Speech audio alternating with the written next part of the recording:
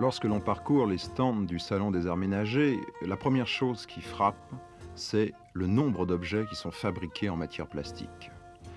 Depuis quelque temps, on a assisté à une véritable invasion, à telle enseigne que nos grands-mères, lorsqu'elles se promènent dans une boutique, disent « Mais qu'est-ce qu'on ne fait pas en matière plastique ?» Oui, qu'est-ce qu'on ne fait pas en plastique? Le plastique est partout. Avec du plastique, on fait tout. Le fer disparaît peu à peu, car on avait des ennuis avec la corrosion. Le plastique le supplante.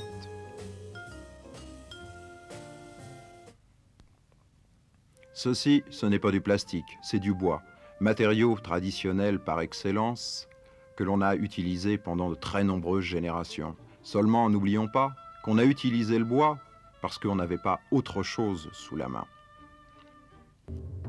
L'avènement du fer a marqué un progrès pour l'humanité. On avait un matériau beaucoup plus rigide et peu à peu, il a supplanté le bois.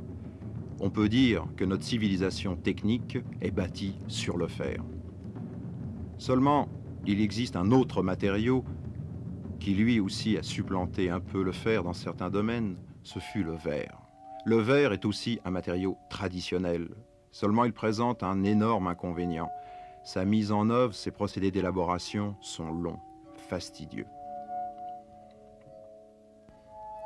Fer, verre, bois, voilà une trilogie sur laquelle a été bâtie toute notre civilisation.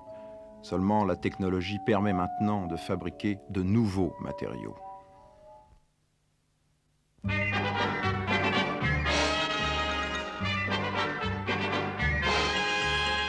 Si l'on mettait le temps du plastique en musique, zi, qu'on y perdrait son temps de temps en temps en y gagnant des sous et des bijoux en plastique, bien plus économique, bien plus intéressant que les diamants que l'on pend au cou des gens. Car le temps du plastique, c'est bien plus fantastique que dit qu'on y voit le printemps passer son temps à faire des fleurs en papier.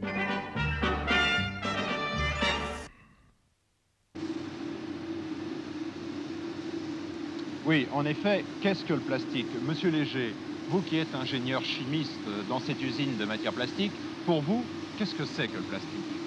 Je crois qu'il serait nécessaire de définir ce terme plastique.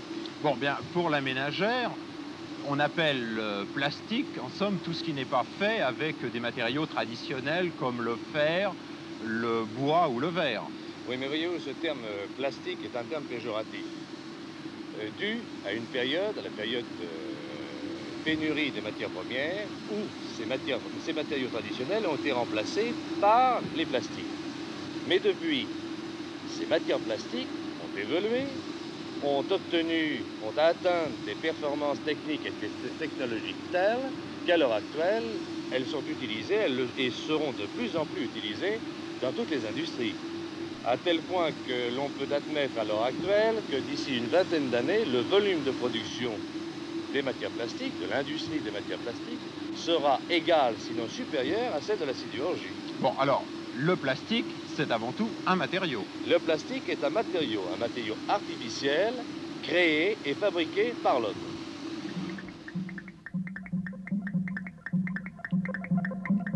Oui, le plastique est un matériau artificiel, c'est du synthétique comme l'on dit. Mais pour le fabriquer, il faut bien partir de quelque chose. Donc les matières plastiques sont des substances artificielles. Mais pour les fabriquer, vous partez bien de quelque chose. Nous partons de produits de base, liquides ou gazeux, qui sont des dérivés du charbon ou du pétrole et de plus en plus du pétrole. Bon, alors ici, dans cette usine de fabrication de matières plastiques, quel est votre point de départ? Eh bien, nous utilisons un produit de base, le styrène, produit liquide. On dirait de l'eau. Absolument. Et de ce produit liquide, nous obtenons en définitive ce produit solide. Et c'est ça, la matière plastique. C'est ceci, la matière plastique. Et où se fait le passage donc de ce liquide à la matière plastique qui est solide? Nous introduisons dans cet appareil le produit liquide dans le haut de cet appareil et par une succession de transformations chimiques, nous obtenons le produit solide, le polystyrène. Comment se fait cette transformation? Eh bien, simplement parce que les chimistes appellent une polymérisation. Cela consiste tout simplement à accrocher des molécules les unes aux autres, un peu à la manière des wagons pour faire un train. On obtient alors une poudre blanche. Pour des raisons esthétiques, on va la colorer. On va donc la mélanger à des colorants, la réchauffer pour obtenir ce boudin qui sort de la machine. Le boudin passe dans une filière pour obtenir de longs macaronis colorés qui vont être hachés menu pour faire des granulés. Ça sera ça, la matière plastique, telle que l'on pourra l'utiliser.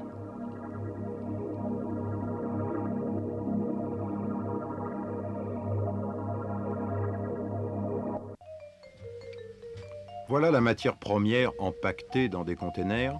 Là se termine le travail du fabricant, en quelque sorte. Maintenant, après expédition, on le retrouve chez un utilisateur, c'est-à-dire un transformateur.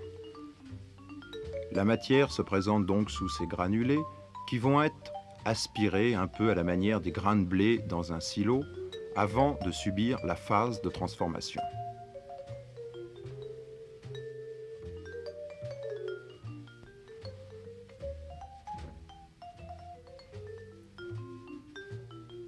Les grains de matière plastique sont réchauffés dans la machine que nous voyons.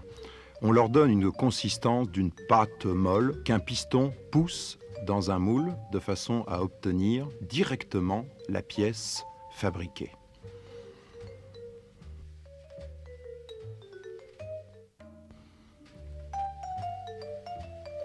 Comme vous le voyez, le procédé est simple, rapide et efficace.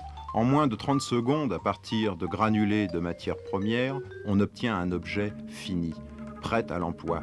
Ici, il serait intéressant d'établir un parallèle avec des matériaux traditionnels comme l'acier.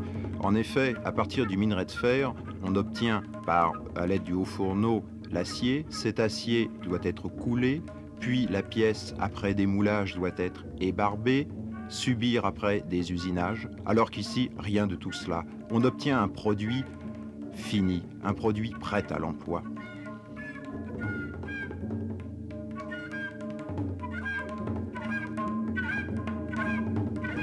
Voilà, ménageurs, comment naissent vos ustensiles ménagers.